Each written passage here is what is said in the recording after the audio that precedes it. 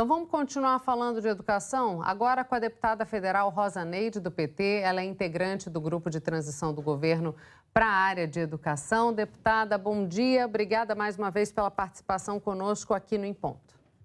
Bom dia, Cecília. Bom dia, Marina. Bom dia a todos que estão nos assistindo nesse momento. Deputada, infelizmente já é a terceira interferência aí na verba do ensino. A gente sabe que o contingenciamento é aquilo, segura a verba para evitar que se extrapole ali algum gasto. Não é necessariamente um corte, mas se segura esse valor e não dá para pagar coisas essenciais. Quais devem ser as estratégias adotadas pelo próximo governo para evitar que esse tipo de coisa aconteça? O que vocês já estão conseguindo mapear nesse momento, que está dando errado agora e que não pode dar no próximo governo? Veja bem, Cecília, os institutos federais e as universidades, elas estão sofrendo com o orçamento nos últimos 5 anos, caindo ano a ano, né? E, além de tudo, esses bloqueios que, por exemplo, até dia 9 de dezembro é a data limite para que ocorresse algum tipo de retirada dessas reservas que as universidades e os institutos têm.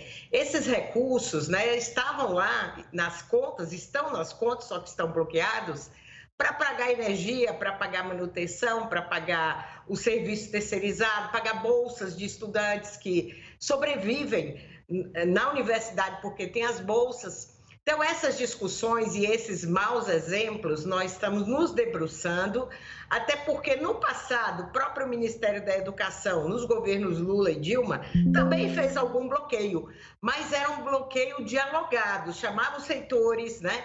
Discutia com eles o que é que pode segurar neste momento. Então, você nunca viu ninguém vindo a público dizer não temos condições de manter a universidade ou o instituto até o final do ano escolar. Então, nesse sentido, essa vai ser a continuidade desse trabalho, diálogo, proximidade com aquele que faz a gestão, que está lá na ponta, os reitores dos institutos e reitoras das universidades, mensalmente conversando com o secretário da CESU, que é a Secretaria do Ensino Superior do MEC, da Secretaria de Educação Técnica e Tecnológica, que cuida dos institutos, está sentando com eles, está observando o orçamento, está planejando e replanejando para que ninguém seja pego no susto e para que os nossos estudantes e suas famílias paguem este preço do governo que sempre isolou a educação, colocou a educação como se ela não fosse algo importante na agenda nacional e chega no momento desse, o último mês do ano,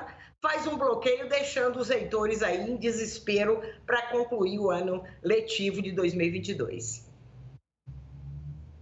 Bom dia, deputada. À medida que o grupo de transição vai avançando, né, nessa lista de prioridades que devem ser adotadas a partir do futuro governo, vocês já têm noção de quanto falta?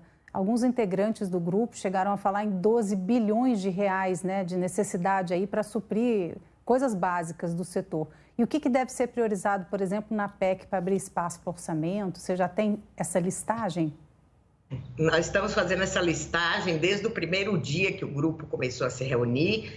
O coordenador Paim atribuiu a mim fazer essa discussão diretamente com o líder do Partido dos Trabalhadores, Reginaldo Lopes, com os demais líderes de partidos que estão juntos, né?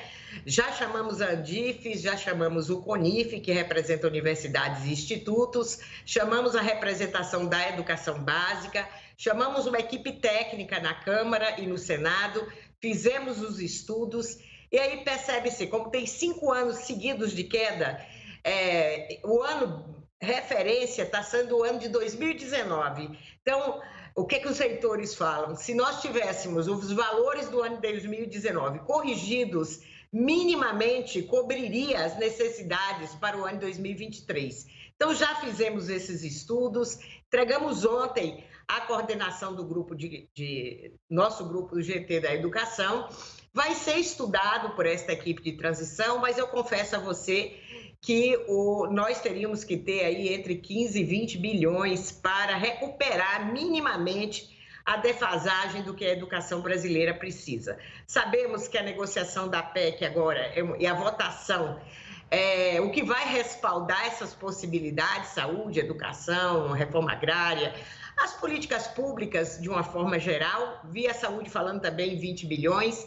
Então, isso está sendo discutido. Esse valor não é um valor definido, depende da votação da PEC, depende da abertura fiscal que vai acontecer, quanto vai retirar para o Bolsa Família, o Bolsa Família saindo da cobertura do teto de gastos, o que sobra nesse orçamento para fazer a divisão entre as diversas áreas. Mas o governo deixou aí um furo, este atual governo, que chega em torno de 20 bilhões se você recuperar e corrigir o orçamento de 2019.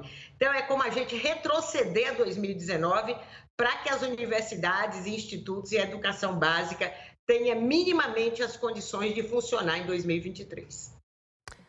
A gente estava falando, né, deputada, com relação à infraestrutura, o dinheiro que vai faltar para coisas básicas, para manutenção desses estabelecimentos e para você, além de distribuir bolsa, você também ter recurso em laboratório. Só que ainda existe todo um problema, como a senhora mencionou, de defasagem da educação, ainda com relação à pandemia. E a gente viu, inclusive, em destaque nos principais jornais de hoje, uma questão que parece absurda, né? Ao fim do ensino médio, alunos de ensino médio, alunos das escolas públicas, só 5% sabem matemática, ao fim do ensino médio.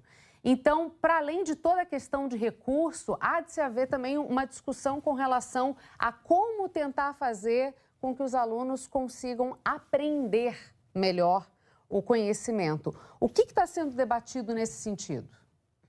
Com certeza, Cecília. Inclusive, na campanha, o presidente Lula usou o termo fazer um mutirão para recuperar as aprendizagens, tanto na educação básica, técnica e tecnológica e ensino superior.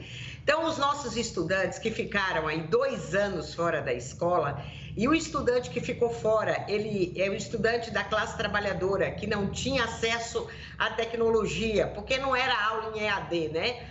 Não é uma programação de aula de ensino à distância. Não, foram aulas remotas para tentar manter o aluno conectado com a escola. Isso, para a maioria, ficou impossível e muito distante. A escola básica, especialmente, sem as condições necessárias, e as famílias também. Muitas famílias têm um celularzinho para a família toda, ou não tem. Então, e o ensino superior, os estudantes também ficaram praticamente 2 anos fora das instituições. Então, nesse sentido, há que se fazer realmente, estamos pensando como as universidades vão poder contribuir com a educação básica, isso, o ensino superior, público e privado, os estágios dos licenciandos do ensino superior, que poderão ser feitos diretamente com um planejamento com a escola básica, trazendo, por exemplo, o que está se licenciando em física, para trabalhar física no ensino médio, biologia.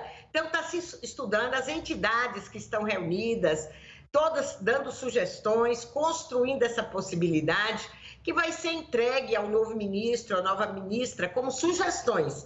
E, a partir daí, o planejamento especial para os primeiros 100 dias será colocado em prática. Então, realmente, tem que se investir tanto em tecnologia, como na formação dos nossos profissionais, como com mais profissionais, porque os estudantes precisam de mais horas ao lado dos profissionais para que eles possam recuperar. É impossível que no Brasil, primeiro, a gente tem um número de evasão muito alta, o que está camuflado agora, porque os alunos foram todos promovidos. Então, não se olhou o aluno que não veio, promoveu o aluno. Então, os índices mostram que não houve evasão e não houve a repetência. Mas, de fato, se você for avaliar o aluno aprendeu e grande parte deles evadiram das escolas, das universidades, dos institutos. Então, vai ter que ter uma busca ativa, onde estão os nossos estudantes, vai ter que ter um trabalho integrado, governo federal, governos estaduais e governos municipais. O presidente já disse que a primeira conversa será com os governadores, com certeza a pauta da educação será uma das pautas. Como vamos ativar a esperança da nossa sociedade em relação à educação? Porque os estudantes que perderam, que não foram às escolas, que não conectaram, os estudantes filhos das famílias mais empobrecidas, na casa deles não é uma extensão da escola. Falta os livros, falta a tecnologia, falta o diálogo acadêmico em casa, o que os mais abastados têm. Então, nesse sentido, o pai e a mãe fez todo o esforço, mas o filho estava fora da escola. Então, com certeza, Cecília, Marina, é o momento da educação se debruçar e aí fazer um grande ajuste nesse novo momento da educação para se recuperar as aprendizagens. Simples não vai ser, deputada, e a gente conta com um trabalho aí prévio de vocês, desses grupos de transição, para que realmente o melhor já comece logo no início. Muito obrigada pela participação aqui conosco. Obrigada, Marina. Obrigada, Cecília. Obrigada a todos que nos acompanham. A educação precisa de toda a sociedade brasileira para avançar. Muito obrigada. Sem a menor sombra de dúvida. Muito obrigada.